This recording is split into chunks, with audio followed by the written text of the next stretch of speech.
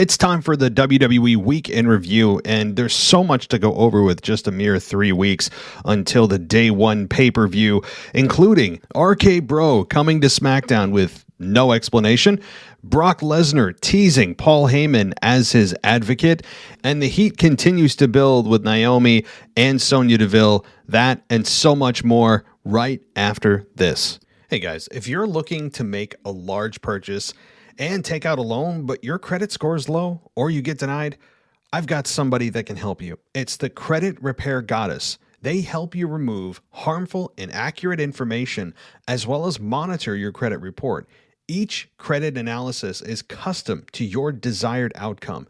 You can check them out at creditrepairgoddess.com, on Instagram at credit_repair_goddess, or on Facebook, go to Credit Repair Goddess. Have you ever felt like there's something that you want to do, you should do, but you can't for some reason, and your inner voice is telling you, look, you gotta do it? That's how I felt with this podcast. I really did. I knew that I always wanted to podcast. I had a passion for wrestling, but there was something inside that was blocking me from doing it. Fear of failure, fear that I might sound bad on microphone. And there's all these things that I just knew that were my own creations, my own fears that were the problem. I was getting in my way. And I was doing that for years when I could have been doing what I love, had someone been there to help guide me through this. And that's where a life coach could have really been beneficial. And that's why I'd recommend a life coach to everyone listening, regardless of what you want to do in life, regardless of what your situation is. A life coach can be invaluable. And that's why I recommend Marcie Lesnick. She is a certified life empowerment coach, and she can help with things like sales mindset coaching, healthy relationship coaching, and much more. So go check out innerwarriorcoaching.biz. That's innerwarriorcoaching.biz, where you can get all this information and much more, including a video introduction of Marcie and how she can help you. So guys, don't wait another minute. Whatever's stopping you, don't let it stop you any further. Go to innerwarriorcoaching.biz. This is WWE superstar Drew McIntyre, and you're listening to the WWE Podcast.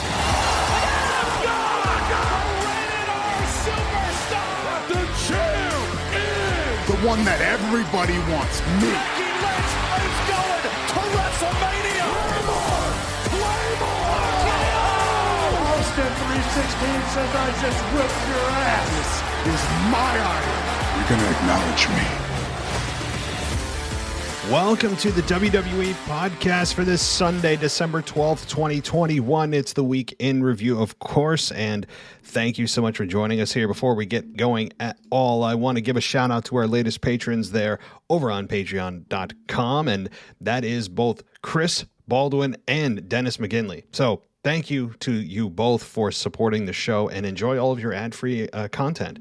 And let me tell you, as the holidays near, and even beyond the holidays, this is a very heavy ad time. So with that being said, if you want to get rid of those ads, and I know we have quite a few, and again, as the holidays continue, we're going to have more, and you want to get rid of those ads and just listen to this show without interruptions, patreon.com is the place. So search for us on Patreon or patreon.com/WWE podcast. Or you can just subscribe to us right on Apple Podcasts with the native Apple Podcast app. There's right on the top of our page on Apple Podcasts, there's a want to get rid of this pesky ads button, and it says like try me or something, or it says try here, try for free, and you get to try us for 7 days, and then it's only 99 cents a month. So it's a pretty good deal if you don't want to get into all those ads and you just want to listen without all the interruptions. I'm also running a special for not only 99 cents a month, but $9.99 for the entire year. That is going to run at least for the next few days, maybe beyond that. We'll see how long it goes. But definitely, if you want to get yourself on board and not get all interrupted, that's the place to go. So let's continue here and talk about WWE. Let's jump in after the shameful plugs. But it's holiday time, right? This is where our podcasters make our money. Okay. But hey, let's move into WWE and talk about what's been going on here. I have to say, normally looking at December, it's normally in the normal world, although many would argue, including myself, we're not in the normal world anymore with everything going on the last couple of years. I believe it's almost been 2 years since COVID. Yeah, let that sink in. But it's normally a downtime for wrestling. It's normally a time to kind of hit the pause button, a bunch of nonsensical shows, kind of cruise control, a by the numbers show, especially once we get into December. That has not been the case this year. WWE seems to be going pedal to the metal, and I give them credit for it. I'm not complaining about it at all, because I normally am used to the garbage shows that we get on a weekly basis through December, and then once January comes around, they seem to wake up. Not this year. I mean, not this year. They have Brock Lesnar back on a semi-regular basis. This is like the equivalent of a Brock Lesnar full-time. You know, like every 4, 5 weeks, 6 weeks, this is Brock Lesnar's full time. So I think that we're going to continue to see Brock Lesnar in a semi-regular capacity, at least through day one. And then we're going to see what happens after day one. I don't anticipate Brock's going to win at day one. I don't think that's a spoiler to anybody.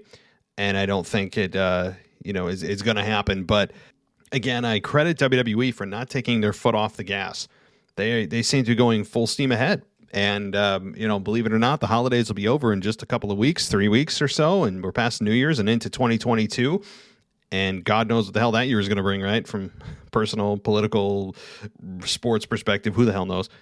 But that said, it is a good time to be a wrestling fan. And you wonder if the reason for them not taking their foot off the gas, so to speak, is because of their actual competition. Now, they may say that they're not actual competition, they're competition. And funnily enough, if you go to I don't know if it's really that funny, but I don't know, it's the only transition that came to my head.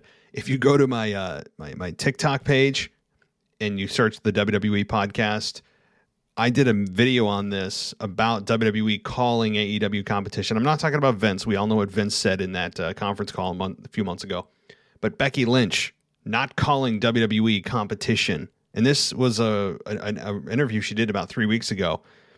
And I think it was for BT Sport, and she didn't call AEW competition. She kind of towed the company line and said that they are, when directly asked if she viewed AEW as competition, Becky Lynch paused and gathered her words correctly, probably trying to align herself with whatever the chairman said.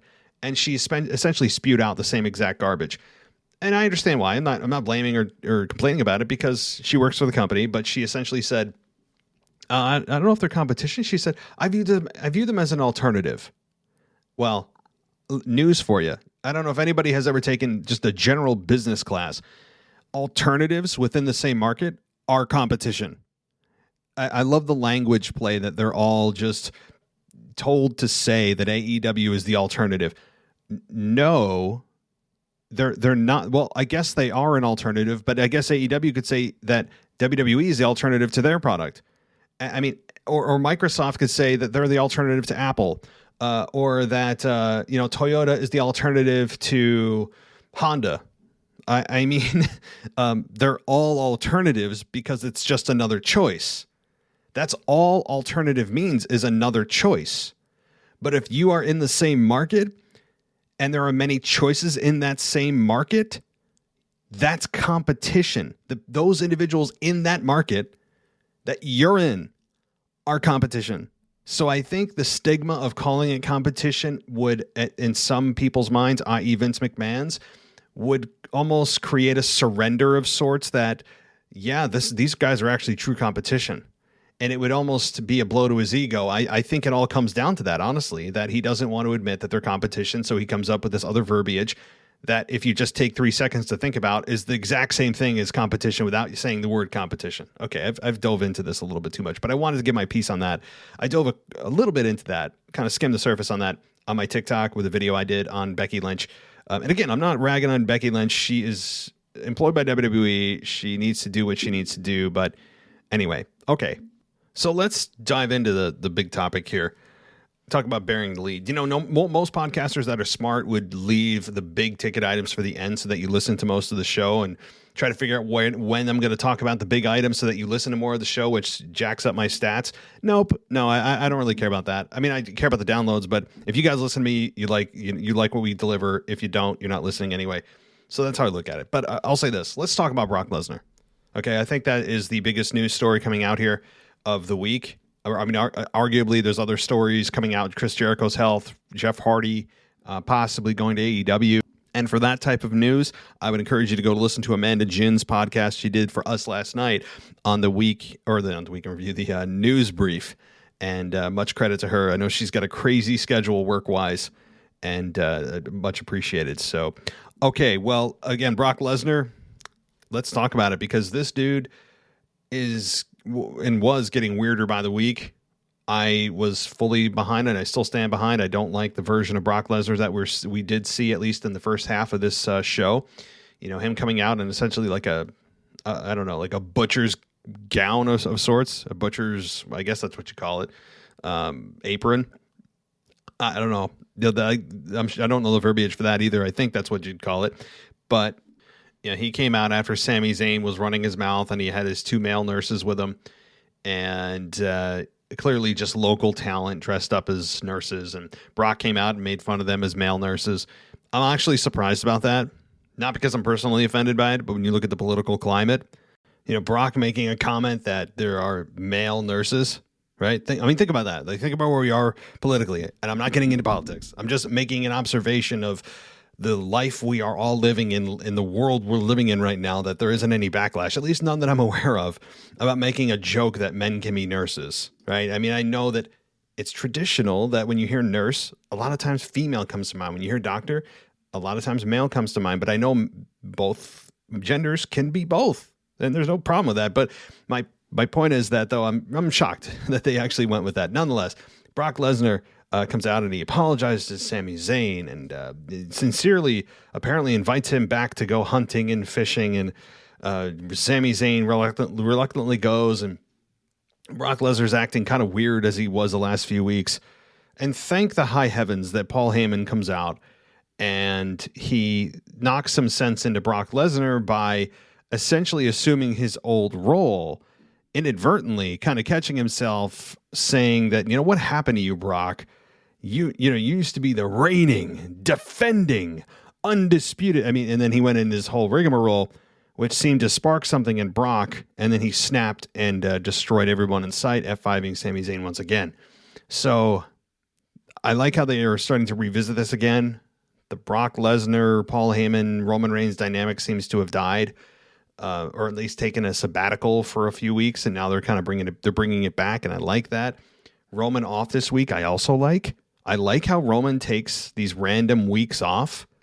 Kind of every month or so, or 5 weeks, he takes like a week off. It's nice. I know it probably angers some people in attendance, but you got Brock Lesnar there. You got an F5 out of it. You got a decent main event. But Roman Reigns now there certainly does feel like something's missing. He's that big of a part of the show. And I think that's why they brought RK Bro in for absolutely no reason. And we're going to get into that. But I think that's kind of their way to somewhat balance the equation of Roman not being there by bringing in a tag team. We'll get to that next. But here, Brock Lesnar ends up just destroying everyone in sight. And he ends up finding Adam Pearce backstage and talking about how he hunted a moose and he named the moose Pearce. And he talked about what he did to the moose. By the way, did you notice, guys? They never explained why Brock Lesnar's suspension was lifted. You notice that? I told you.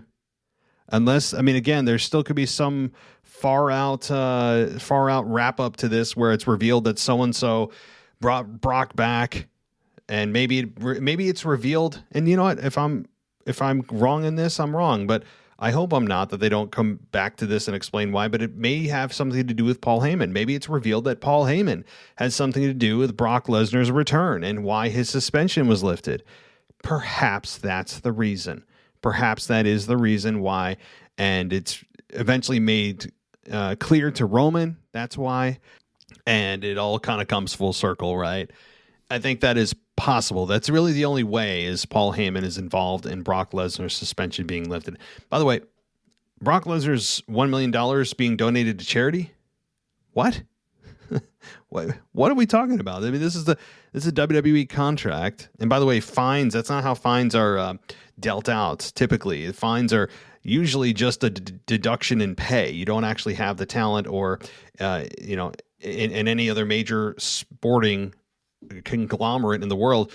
A suspension and fine, usually the fine, again, is paid out of their salary. They don't have the talent cut a check to the organization. It's just taken out of their pay that they were going to get. It's just deducted. But apparently that was given to charity. Whatever, fine. I mean, I'm rolling with it. Adam Pearce was confronted by Brock. I was hoping that there'd be something more there. And so that we'll see what happens with that wrap up. But then Paul Heyman slips up at the end. And, or rather, Brock says that, why don't you ask my advocate, Paul Heyman, or my advocate, right? And he didn't name Paul Heyman, but it all but appears that behind the scenes, Brock and Heyman are working together. And we'll see what the tribal chief has to say about that next week. So, all right. Well, let's get into RK Bro and this main event that they put together with the 3 tag teams that were apparently pre-qualified to determine who was the best tag team in WWE. And that was, the tag team champions from Raw, the tag team champions from SmackDown, RK Bro, and the Usos.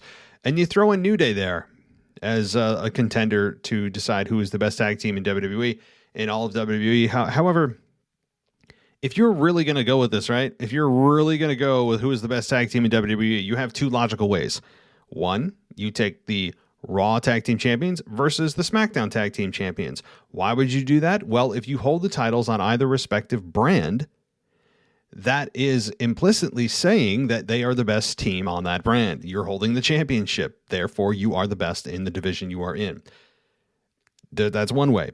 The other way is to involve every team that exists right now in WWE. Every team.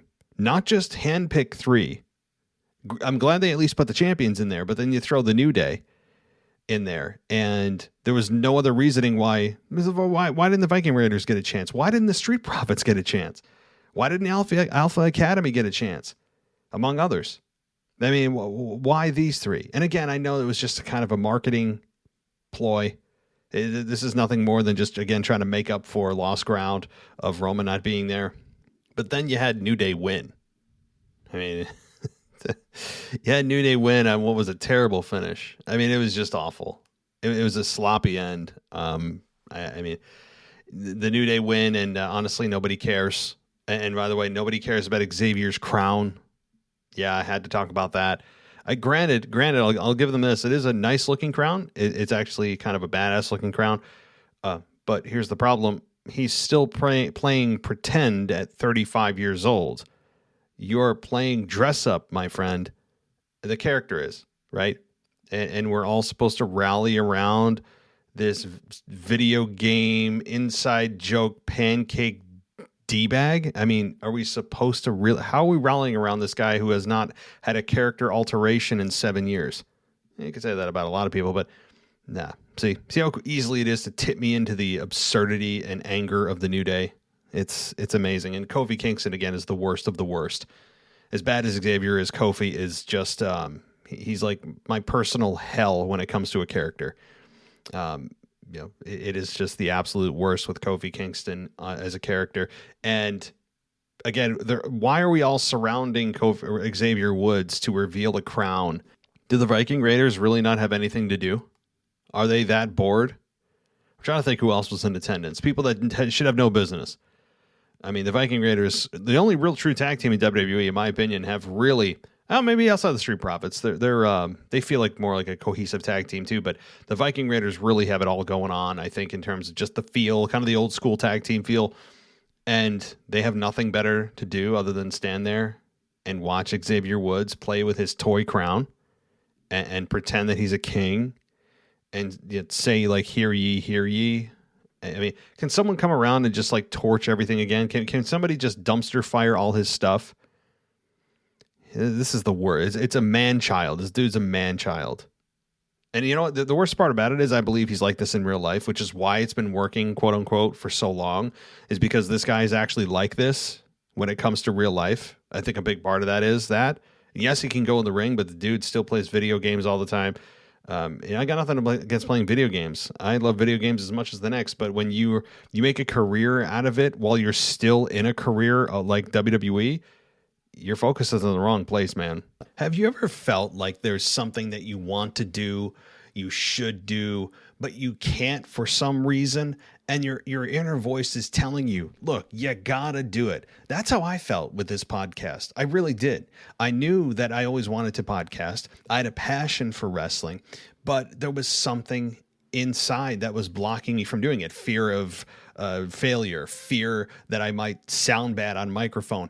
And there's all these things that I just knew that were my own creations, my own fears that were the problem. I was getting in my way. And I was doing that for years when I could have been doing what I love, had someone been there to help guide me through this. And that's where a life coach could have really been beneficial. And that's why I'd recommend a life coach to everyone listening, regardless of what you want to do in life, regardless of what your situation is. A life coach can be invaluable. And that's why I recommend Marcie Lesnick. She is a certified life empowerment coach, and she can help with things like sales mindset coaching, healthy relationship coaching, and much more. So go check out innerwarriorcoaching.biz. That's innerwarriorcoaching.biz, where you can get all this information and much more, including a video introduction of Marcie and how she can help you. So guys, don't wait another minute. Whatever's stopping you, don't let it stop you any further. Go to innerwarriorcoaching.biz. If you're looking to make a large purchase and take out a loan, but your credit score is low or you get denied, I've got somebody that can help you. It's the Credit Repair Goddess. They help you remove harmful, inaccurate information, as well as monitor your credit report. Each credit analysis is custom to your desired outcome. You can check them out at creditrepairgoddess.com, on Instagram at credit_repair_goddess, or on Facebook, go to Credit Repair Goddess. Welcome back to the WWE Podcast. Let's get back to more great wrestling audio.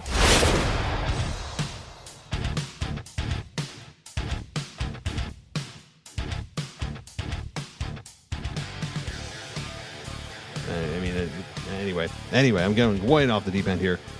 My point is, yeah, the crown thing was dumb as expected, and the RK Bro thing. Look, having Randy and Riddle on SmackDown, I know why they did it.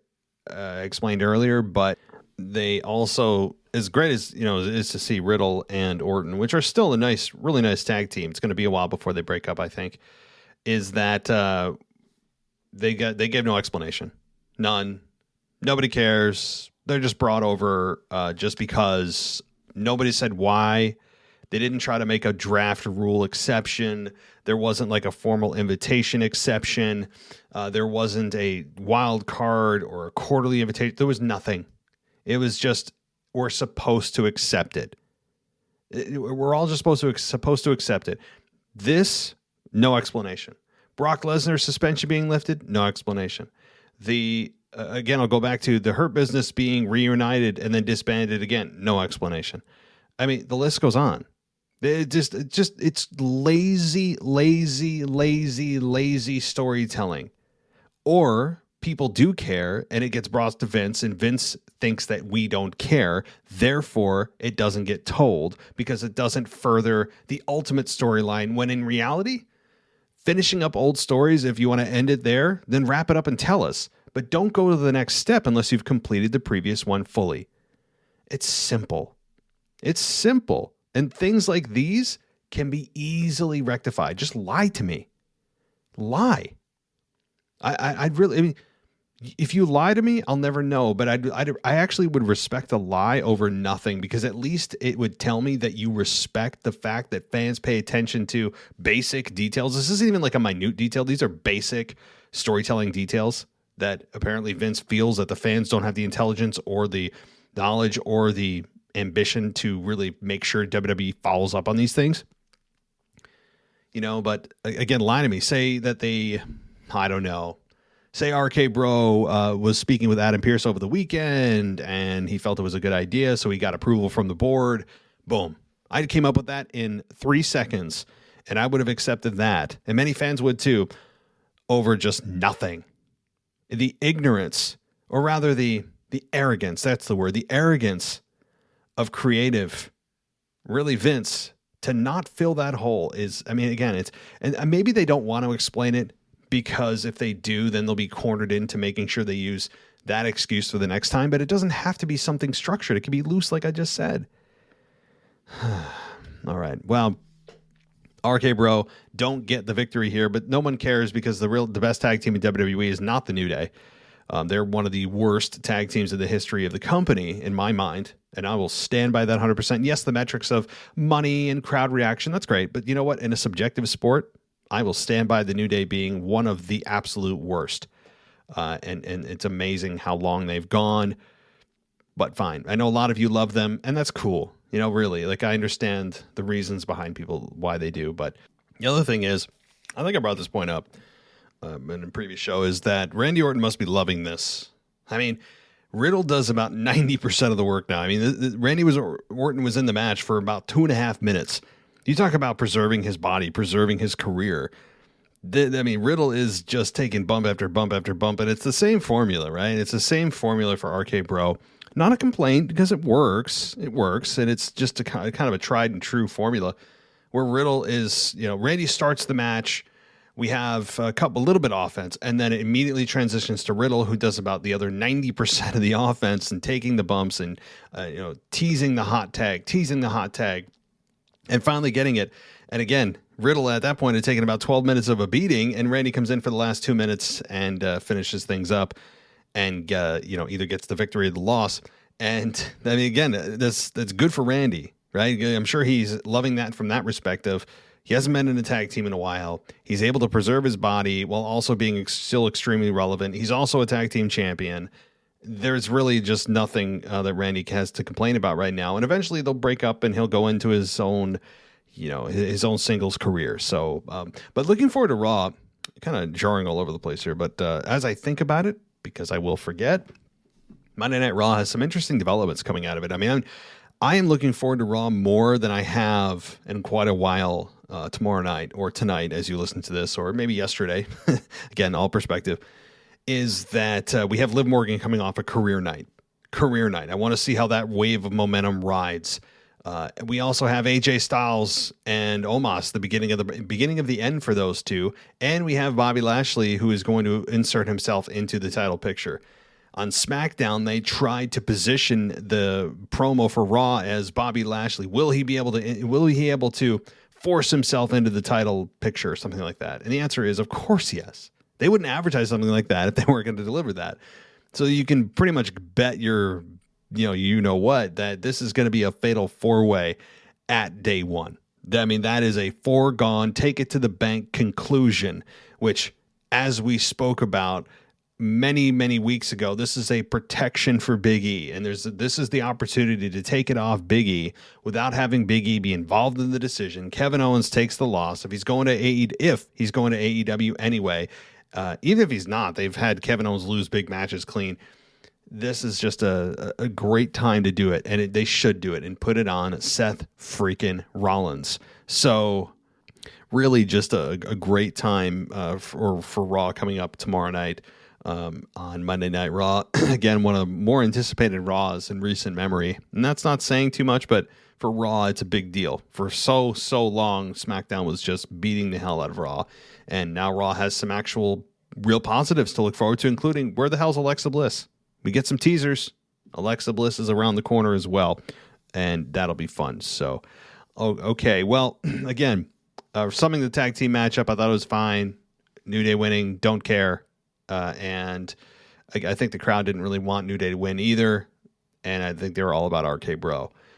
So, all right. Well, let's continue. And one thing I really did like as we continue some positive things here is the Sonya Deville and Naomi program.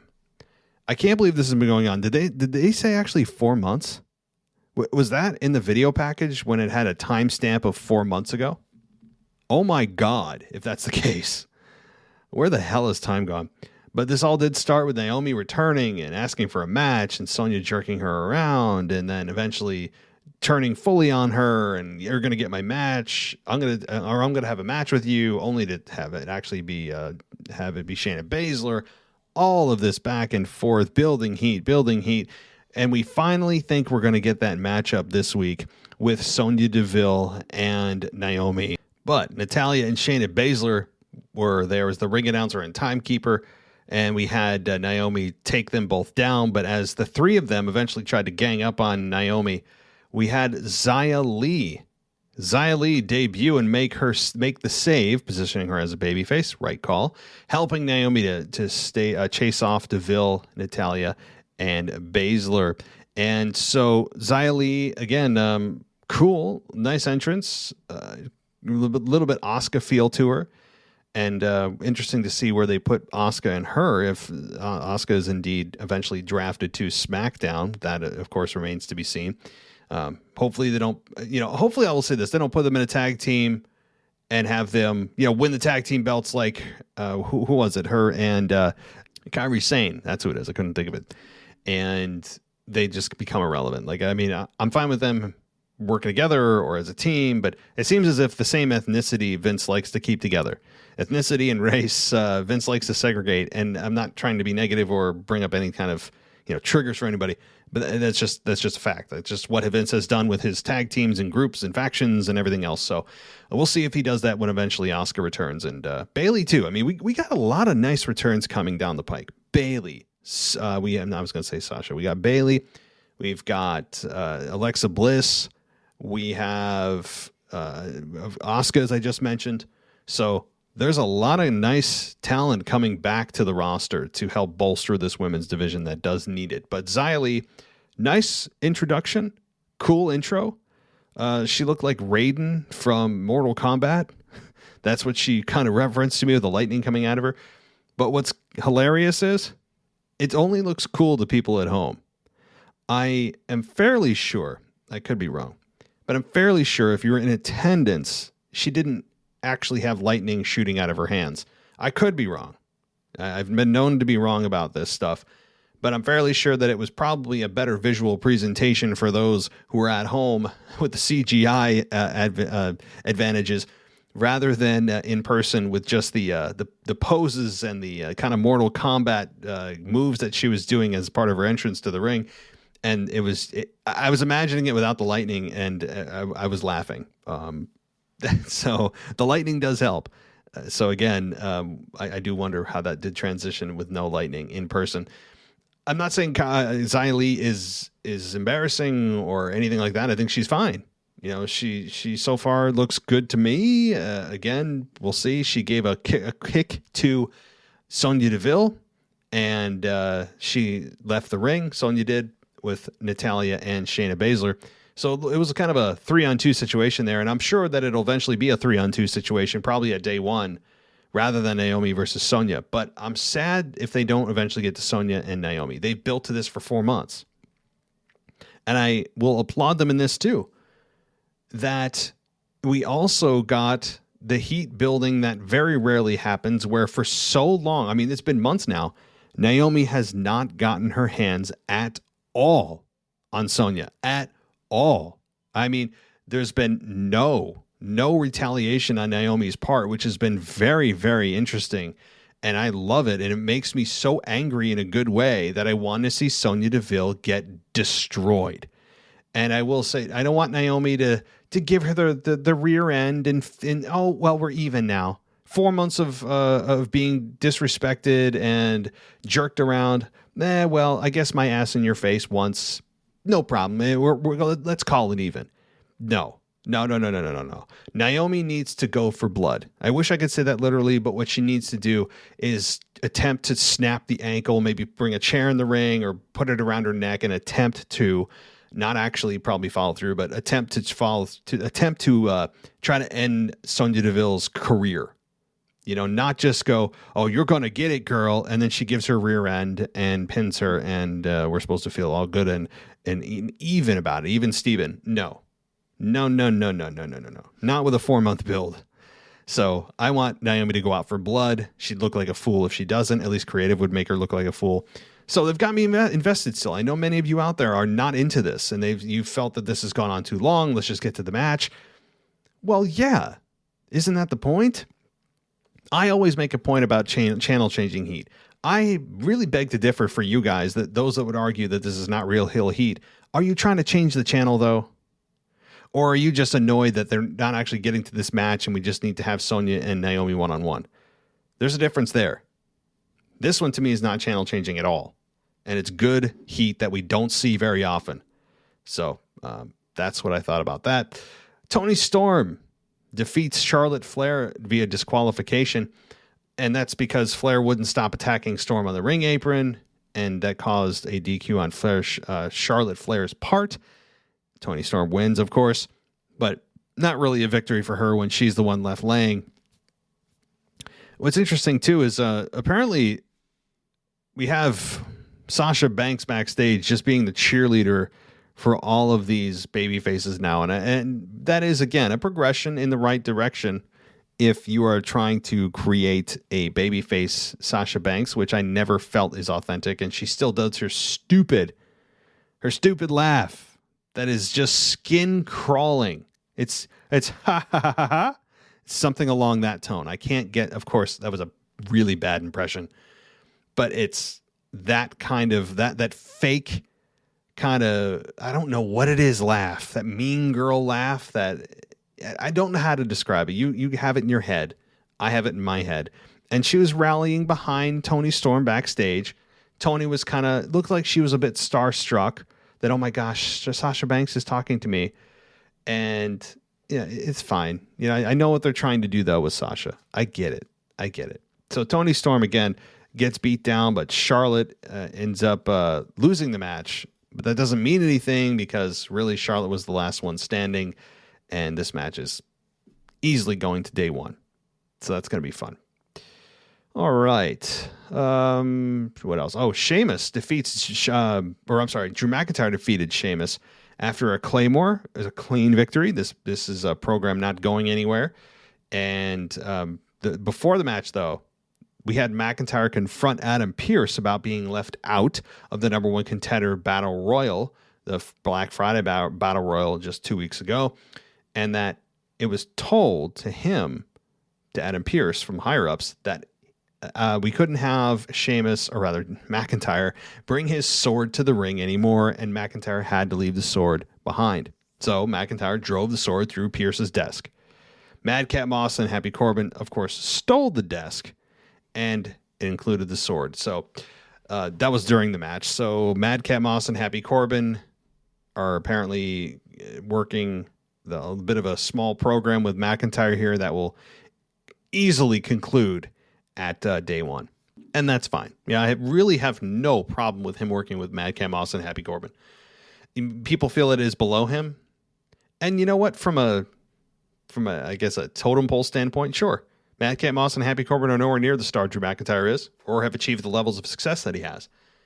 But in what I think is always a great way to rebuild somebody is to have them go from the top and then kind of crawl back or hit rock bottom, so to speak, and build yourself back up.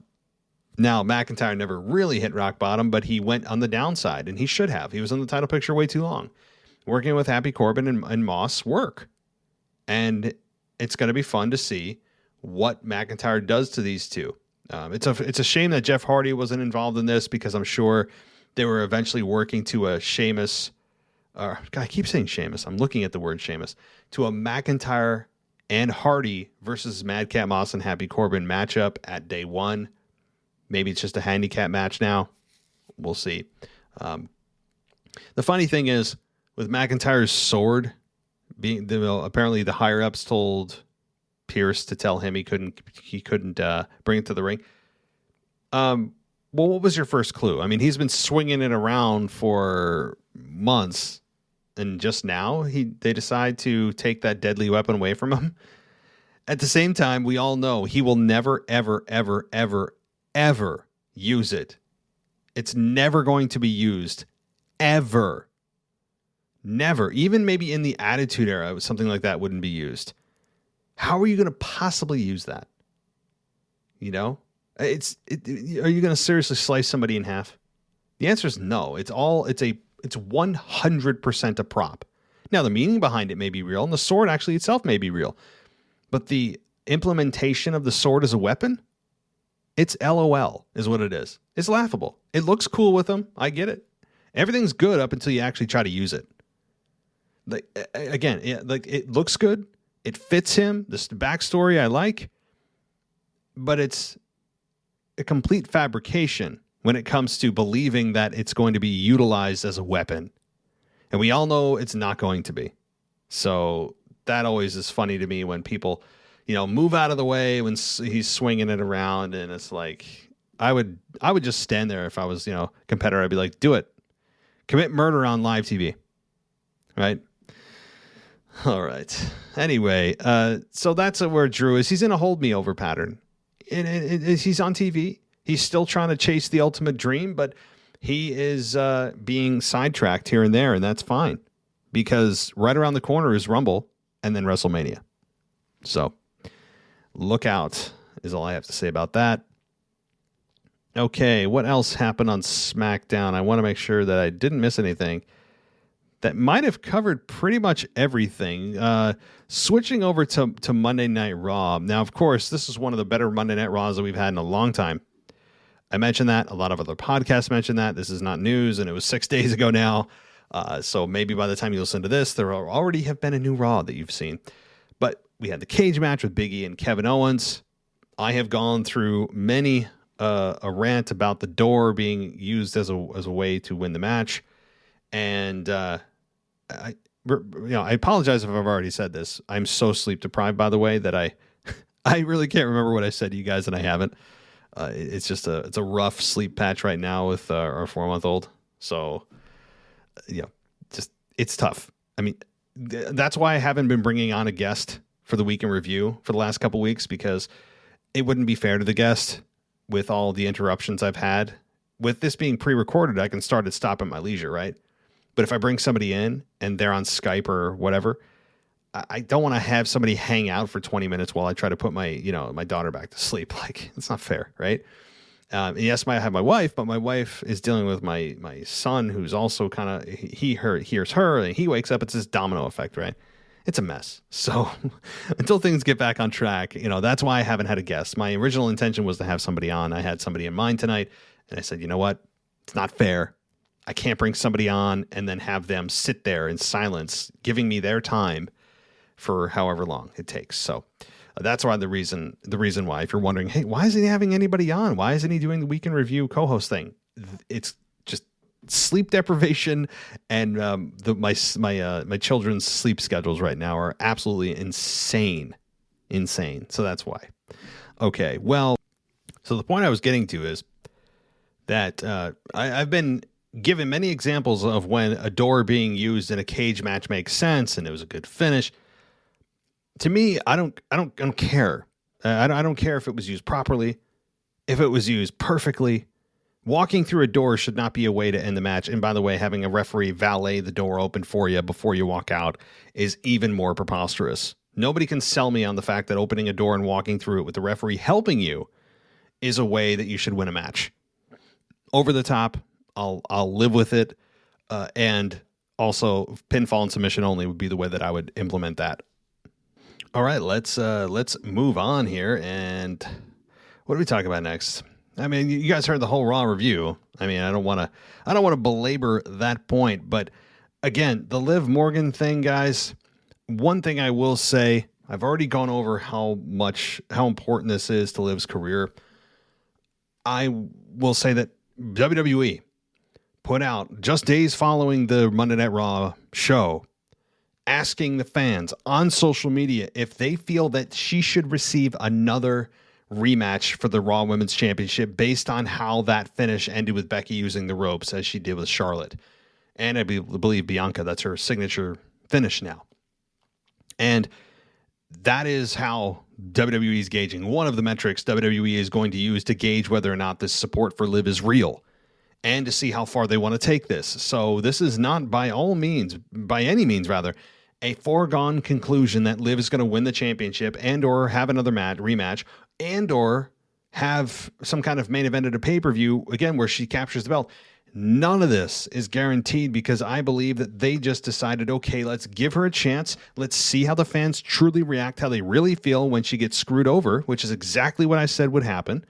And they did, and she got screwed over in what was a really good match. Not great, but really good. An emotional matchup for Liv, clearly on her face and from the video package, all just really good stuff. I think Liv is, I know she's on the run of her career right now. I mean, not that she's had a particularly outstanding all-star career, let's be honest, but right now could be the start of something, and it's about time for us to support her. If you're a Liv fan, there's no better time.